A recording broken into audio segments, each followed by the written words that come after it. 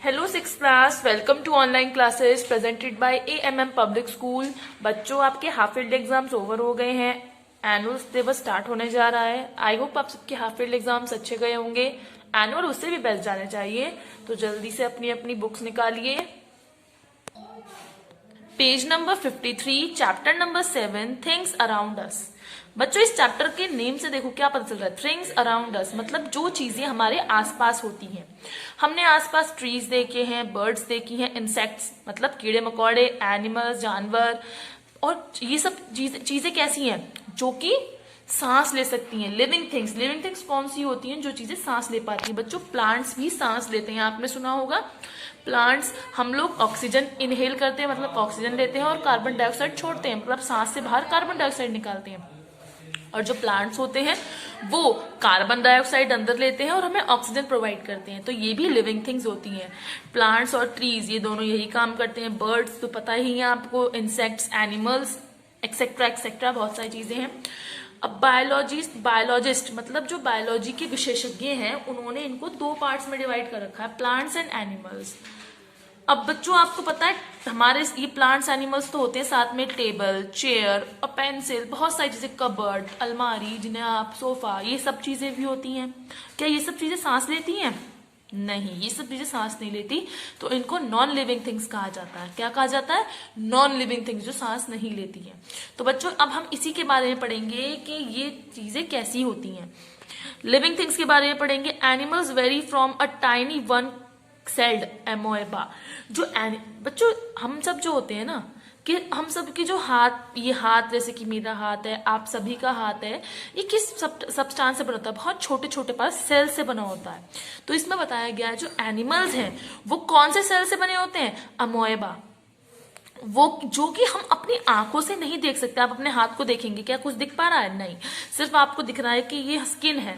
तो इसको जब आप माइक्रोस्कोप से देखेंगे तो आपको जब दिखेंगे कि जितने छोटे छोटे छोटे छोटे पार्ट्स में डिवाइड होते हैं, बहुत सारे होते हैं, लाखों करोड़ों नहीं बच्चा, अरबों खरबों से भी बहुत ज्यादा, अनकाउंटेबल, जिन्हें आप काउंट भी नहीं कर पाएंगे। तो ये सेल से हमारी जो, हम भी, एनिमल्स भी, बर्ड भी, ये सब चीजें सेल से मिलकर ही बनी होती हैं। अब बच्चों, इसमें होगा मूवमेंट। ये मूवमेंट देखिए, हम सब कुछ ना कुछ मूवमेंट कर सकते हैं। हमारे लेग को रोटेट कर सकते हैं, अपने हैंड्स को रोटेट कर सकते हैं। ये सब लिविंग थिंग्स कर सकते हैं ना। हम चाहे तो जंप कर सकते हैं, एनिमल्स चाहे जंप कर सकते हैं, एनिमल चाहे कुछ भी कर सकते हैं अपने हैंड। तो इसको कहा जाता है मूवमेंट। अब आता है आपका ग्रोथ एंड डेवलपमेंट। बच्चों देखिए, जब एक छोटे से हम बड़े होते हैं, धीरे धीरे ग्रो करते हैं, हमारी हाइट में, हमारे बॉडी वेट में, हमारी पर्सनैलिटी में कितना चेंजेस आते हैं। अब अगर आप बचपन की फोटो देखेंगे तो जो बचपन की फोटो है, बेशक आपकी शक्ल वैसे ही है, लेकिन कितने चेंजेस आ गए ना। जो बिल्कुल बड़े हो जाते हैं, जैसे कि हमारे मम्मी पापा, उन सबकी दाढ़ी मूछ, पापा की दाढ़ियां निकल आती है, मम्मी की स्किन टाइट हो जाती है। तो ये सब चेंजेस आते हैं ग्रोथ के साथ साथ, जैसे जैसे आप बड़े होते हैं, डेवलप, ये सब के साथ नॉर्मल है, लिविंग थिंग्स के साथ आते हैं, क्योंकि नॉन लिविंग थिंग्स के साथ नहीं आते। बच्चों, पेड़, ये देखिए एक छोटा सा बर्ड इसमें दिखा रखा है। अभी तो एक छोटा सा बर्ड है, लेकिन थोड़े दिनों बाद क्या हो जाएगा? चिड़िया बन जाएगी, उड़ने लगेगी। और जो ट्रीज होते हैं, पहले छोटे से प्लांट होते हैं, फिर धीरे धीरे बड़े होकर बड़े बड़े पेड़ बन जाते हैं। तो इसी तरह आप बताएंगे। इसी तरह ये है ग्रोथ एंड डेवलपमेंट। अब आता है आपका लाइफ स्पान। लाइफ स्पान क्या होता है बच्चों? जीवन चक्र। क्या आपका जीवन की कितने उम्र तक आप जी सकते हैं? जैसे कि इंसान की अब उम्र है 100 ईयर्स, मतलब इंसान 100 साल तक जी पाता है। लेकिन आजकल 100 साल तक शायद बहुत ही रेयर केस होते हैं जो 100 साल तक जीता है। 60 to 70 यही एज है जो कि एलिफेंट्स की एज है। एलिफेंट्स जो है 60 to 70 एज तक ही जिंदा रह सकते हैं, उसके बाद नहीं। आपके जो डॉग्स होते हैं वो 12 ईयर्स तक, मतलब 12 साल तक ही जिंदा रह सकते हैं। कैट्स की 15 साल एज होती है, डॉग से थोड़ी ज्यादा होती है, 3 साल। लेकिन ये सबकी अलग अलग होती है। प्लांट्स जो होते हैं, प्लांट्स जो है 5500 ईयर्स तक रह सकते हैं। क्यों? क्योंकि होता है, कभी कभी आपने सुना होगा कि आपके किसी पेड़ को देख के, बचपन आपके पेरेंट्स कहते होंगे ये पेड़ जब हम छोटे थे, जब था, अब कितना बड़ा हो गया। तो वही प्लांट्स की ज्यादा होती है। रिप्रोडक्शन क्या होता है बच्चों?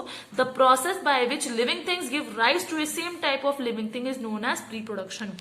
मतलब कोई भी लिविंग थिंग, मतलब जैसे कि लिविंग थिंग में कौन? एनिमल्स, इंसान, कोई भी इंसेक्ट, ये अपने जैसे ही एक और प्राणी को जन्म देते हैं, तो उसको कहा जाता है रिप्रोडक्शन। क्या कहा जाता है? रिप्रोडक्शन मतलब अपने द्वारा ही दूसरे का विस्तार करें, अपने ही जैसे। ये नहीं कि इंसान से कुत्ता, ये नहीं, इंसान से इंसान, डॉग से डॉग, इस तरह से उसको कहा जाता है रिप्रोडक्शन। रिस्पॉन्सिवनेस, रिस्पॉन्सिवनेस क्या होता है? अगर जब आपका अलार्म बजता है तो आप एकदम से उठ जाते हैं ना। कोई आपकी मम्मी आपके लिए कुछ बना रही हो तो आपको खुशबू सुनकर जाता है मम्मी आज आपने पनीर बनाया है, या फिर कुछ भी। आपको अगर मैं आपके हाथ पर पिंच करूँ तो आपको दर्द होता है, तो ये रिस्पॉन्स होता है कि हम रिस्पॉन्स करते हैं, हर चीज के हमारी मूवमेंट्स होती हैं। तो अब आता है आपका सेलुलर स्ट्रक्चर। ये बच्चों आपकी जो दिखा रखा है आपको, ये सेलुलर स्ट्रक्चर है आपका, सेलुलर स्ट्रक्चर है ये आपका। इसको देखिए, इसमें डिवाइड किया हुआ है सेल, इसे कहते हैं सेल मेम्ब्रेन, साइटोप्लाज्म, न्यूक्लियस, ये एनिमल सेल है, क्लोरोप्लास्ट, साइटोप्लाज्म, ये सब आपके इसमें बताए हुए हैं। बच्चों ये चैप्टर आपको एक बार रीड करने की जरूरत है, प्लीज रीड करिएगा। अडेप्टेशन क्या होता है? A living organism develop certain character which helps to live and survive in its environment, this is called adaptation. मतलब एक लिविंग ऑर्गेनिज्म मतलब बच्चों अपने जीवन को जीने के लिए जो विशेष, जैसे कि अब आप देख रहे हैं इसमें जो ये है फ्रॉग है, ये छोटे से इंसेक्ट को अपनी जीभ से खा रहा है, खा रहा नहीं खा रहा। तो ये अब इंसान तो ऐसे नहीं खा सकता क्योंकि इंसान तो सामने रखकर रोटी खाता है। तो जो अपनी सुविधा के लिए जो काम ये करते हैं, मतलब हम भी, एनिमल्स भी, इंसेक्ट भी, जो भी करते हैं, तो उसको कहा जाता है adaptation. Characteristics of non living thing, अब पढ़ेंगे हम non living thing. Living thing के बारे में सब कुछ पढ़ लिया, अब नॉन लिविंग थिंग्स की बारी, जैसे कि टेबल, चेयर, बहुत सारी चीजें होती हैं। इसमें आता है मास। मास क्या होता है? मास is the amount of matter in an object. बच्चों आपको पता है कि सारी जो चीजें होती है वो मैटर से मिलकर बनी होती है। मैटर मॉलिक्यूल से मिलकर बने होते हैं, मॉलिक्यूल छोटे छोटे एटम से मिलकर बने होते हैं। तो इसमें ये मास जो है, जितना उसका मैटर होता है, मतलब जितना उसमें मैटर होता है उसको हम कहते हैं मास। आपका वॉल्यूम है कितना ही, कोई हमारी कोई भी नॉन लिविंग टेबल, चेयर, कुछ भी कितनी जगह घेरती है उसको कहा जाता है वॉल्यूम। और वॉल्यूम जो है वो लीटर, मिलीलीटर, सेंटीमीटर में भी नाप सकते हैं। वेट, कोई चीज कितनी भारी है वो तो आप जानते ही हैं। मास और वेट बच्चों अलग अलग होते हैं, इसमें कंफ्यूजन होती है। मास जो होता है वो मैटर पे डिपेंड करता है, और जो anything that has mass occupy space in matter, matter से। और जो हमारा वेट होता है वो किससे? वेट तो आपको पता है, हमारी जितना हैवी कोई चीज हो, ग्रेविटी पर कितना प्रेशर डाल रही हो, उसको कहा जाता है। Density and object mass per unit, किसी भी ऑब्जेक्ट की मास, जो भी उसका मास है, उसके अपॉन में उसका volume, mass per unit volume is known as density. Density को इंग्लिश में श्यानता कहते हैं। Difference between non living thing, movement में भी डिफरेंस है। लिविंग थिंग को हम मूवमेंट करवाएंगे, वो खुद नहीं कर सकती। ग्रो नहीं करती, जैसी आप बना देंगे वैसे ही रहेगी।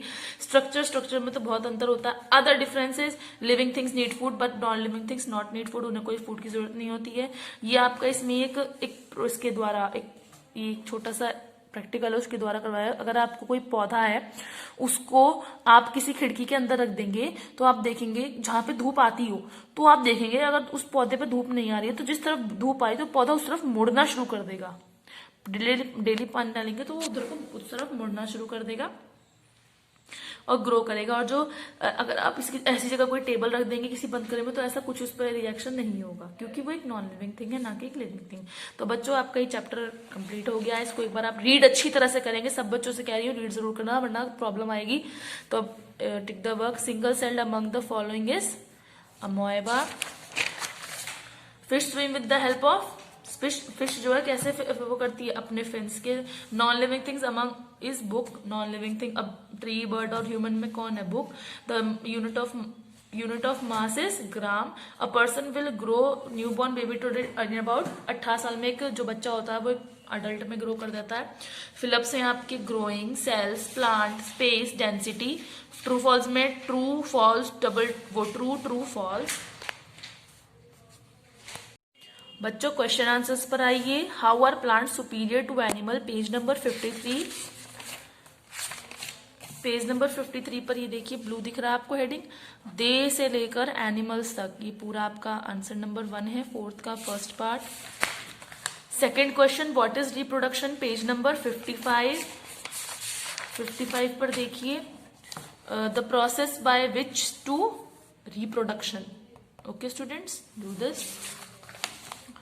Question number 3, what is adaptation, page number 56 पर देखिए, ये यहाँ से ऑर्गेनिज्म से लेकर अडेप्टेशन तक ये आपका पूरा आंसर है। देन उसके बाद name two general properties of matter, तो आप इसमें स्टार्टिंग से लिखेंगे, two general properties of matter are mass and weight. Okay, next what is mass, page number 56 पर आइए। Mass is the amount of matter of in an object. Okay, और question number 6, what is density, आप आइए page number 57 पर। N से लेकर and objects mass per unit volume is called its density. Why do living things move from one place to another, 58 page पर देखिए, इसमें एक हेडिंग दे रखी है मूवमेंट, इसमें लिविंग थिंग्स से लेकर ये अदर नीड्स, ये आपको लिखनी है कि यहाँ से यहाँ तक। What is the main difference between plants and animal, page number 58 पर आप ये देख रही हैं आप एनिमल्स वाला सेक्शन, तो ये एनिमल्स वाला आपको पूरा सेक्शन ये आपका आंसर है। ओके बच्चों, बता दिया है, इसको कर लीजिएगा।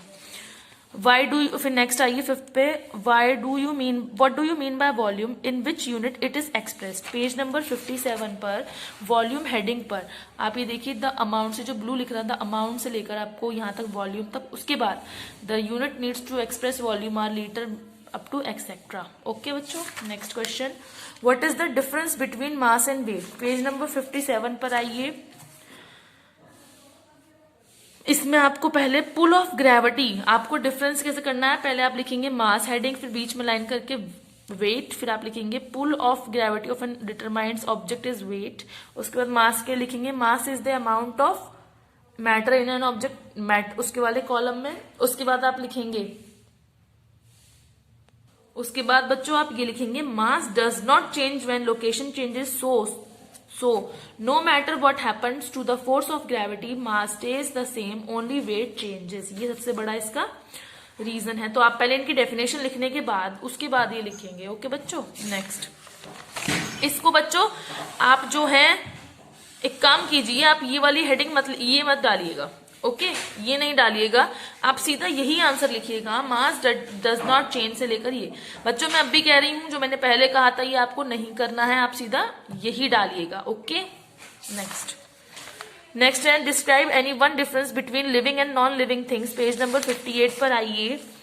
इसमें ऊपर देखिए ये आ रहा है आपका स्ट्रक्चर को आप ये पूरी लिखिएगा, लिविंग स्ट्रक्चर से लेकर मॉलिक्यूल्स तक, ये आपका है 3rd। Question number 4, how do plants and animals are different in nutrition, page number 58 पर आप आइए। इसमें आपको हेडिंग दिख रही है न्यूट्रिशन, बच्चों ये पूरी हेडिंग है आपका ये आंसर। ओके बच्चों, how plants and animals are different in locomotion वाली हेडिंग दिख रही है, ये पूरी हेडिंग आपको यहाँ तक करनी है। हाँ बच्चों ये लॉन्ग क्वेश्चन में है, इसलिए एनिमल्स टू रेस आपका ये चैप्टर कंप्लीट हो गया। उस क्वेश्चन में आपको मैंने तो पहले कहा था ना कि मास और वेट की वो लिखिएगा डेफिनेशन, नहीं लिखनी है, सीधा आपको वही पॉइंट लिखना है जो मैंने आपको टिक करवाया है। तो बच्चों ये काम आपका कॉपी में होना है, नीट एंड क्लीन वर्क कीजिएगा। Okay bye, have a good day, thank you.